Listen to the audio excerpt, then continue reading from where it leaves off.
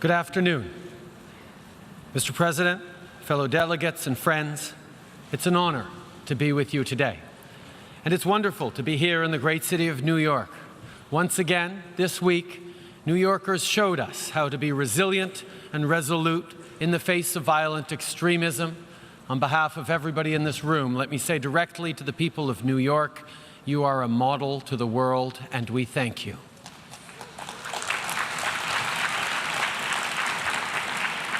Exactly 1 year ago, Canada was in the middle of a long and closely fought election campaign.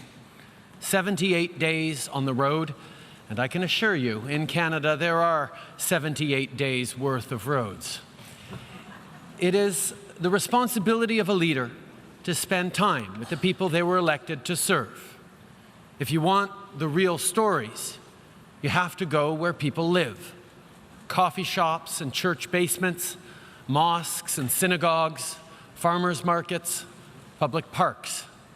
It was in places like that that I got the best sense of what Canadians were thinking and how they were doing. And through the politeness, because we Canadians are always polite even when we're complaining, I learned a few things. I talked with people my age who were trying to be hopeful about their future but found it tough to make ends meet even when they were working full-time. I heard from young Canadians who were frustrated, who told me that they couldn't get a job because they don't have work experience, and they can't get work experience because they don't have a job. I heard from women and girls who still face inequality in the workplace and violence just because they are women, even in a progressive country like Canada.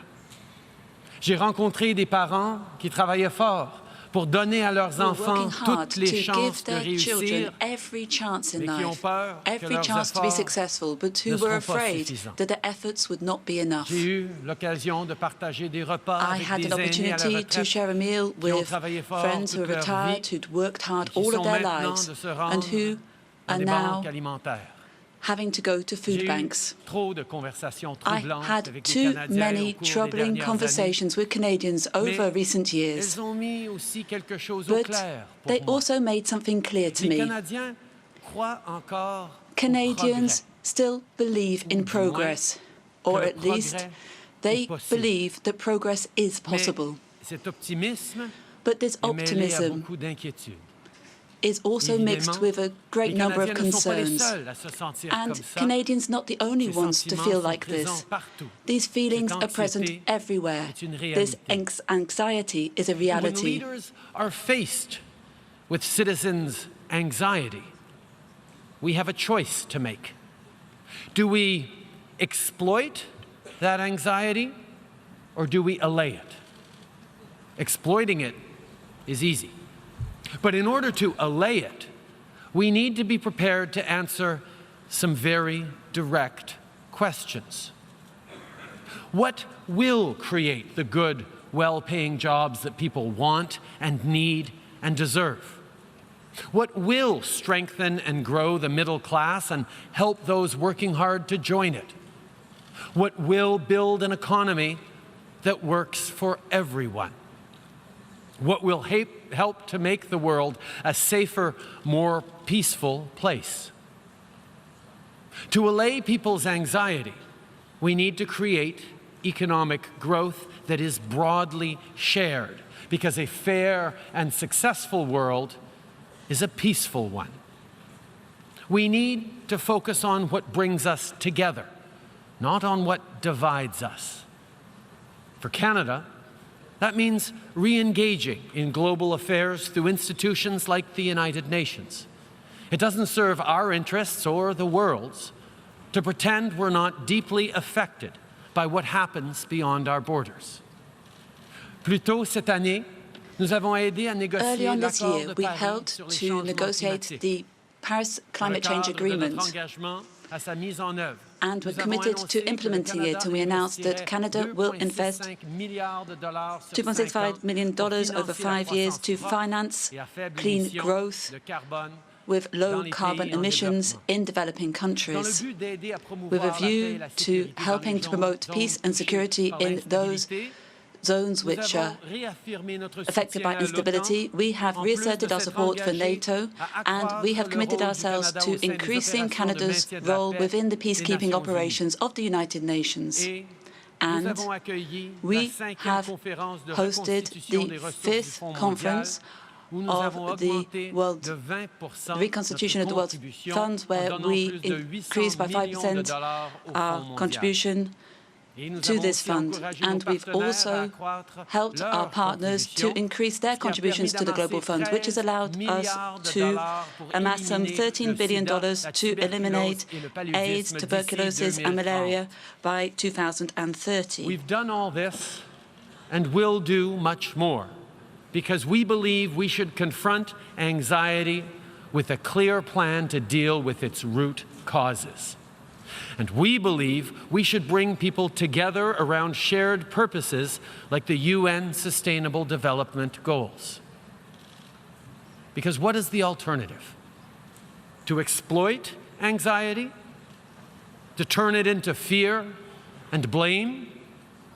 To reject others because they look or speak or pray differently than we do?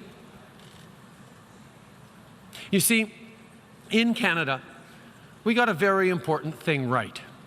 Not perfect, but right. In Canada, we see diversity as a source of strength, not weakness. Our country is strong not in spite of our differences, but because of them. And make no mistake, we've had many failures, from the internment of Ukrainian, Japanese, and Italian Canadians during the World Wars, to our turning away of boats of Jewish and Punjabi refugees, to the shamefully continuing marginalization of Indigenous peoples. What matters is that we learn from our mistakes and recommit ourselves to doing better. To that end, in recent months, Canadians have opened their hearts and their arms to families fleeing the ongoing conflict in Syria. And from the moment they arrived, those 31,000 refugees were welcomed not as burdens, but as neighbors and friends, as new Canadians.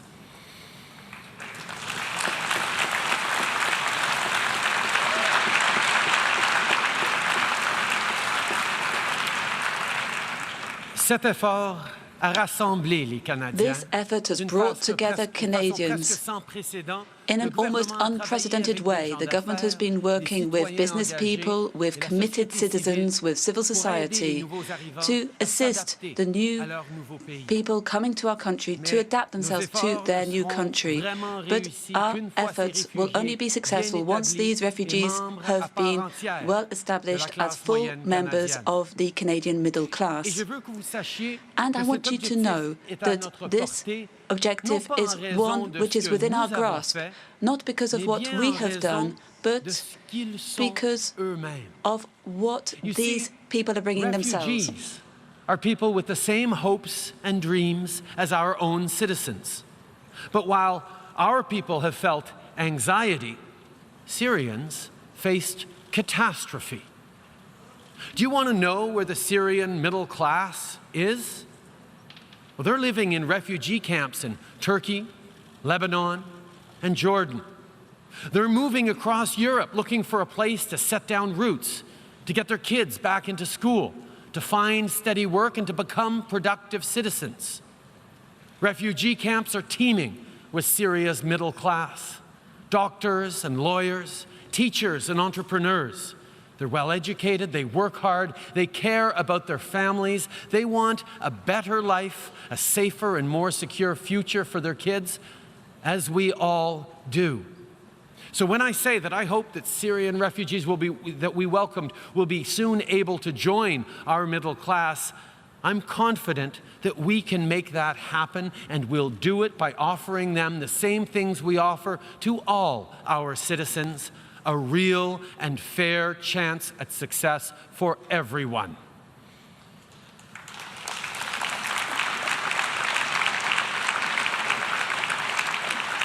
Nous allons tout faire We are going to do everything to build a strong middle class in Canada. We are going to invest in education because that will give the coming generations the necessary tools to make a contribution to the global economy and to be successful. We're going to invest in infrastructure because that will create good jobs which are well paid for the middle class, and that will contribute to making our community one of the best places to live and work and invest. We are determined to build an economy which works for everyone, not only for the richest 1%, so that each and every person can benefit from economic growth. And we are going to refuse to give in to pressure to change our profound innermost values to win easy votes. People in the world expect more from us, and we expect more of ourselves. In the end, my friends, there is a choice to be made. Strong, diverse, resilient countries like Canada didn't happen by accident, and they won't continue without effort. Every single day, we need to choose hope over fear, diversity over division. Fear has never created a single job or fed a single family. And those who exploit it will never solve the problems that have created such anxiety.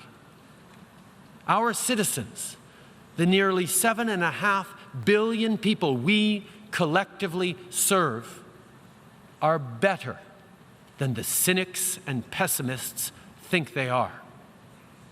People want their problems solved, not exploited.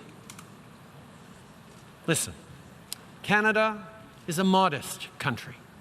We know we can't solve these problems alone. We know we need to do this all together. We know it will be hard work. But we're Canadian, and we're here to help.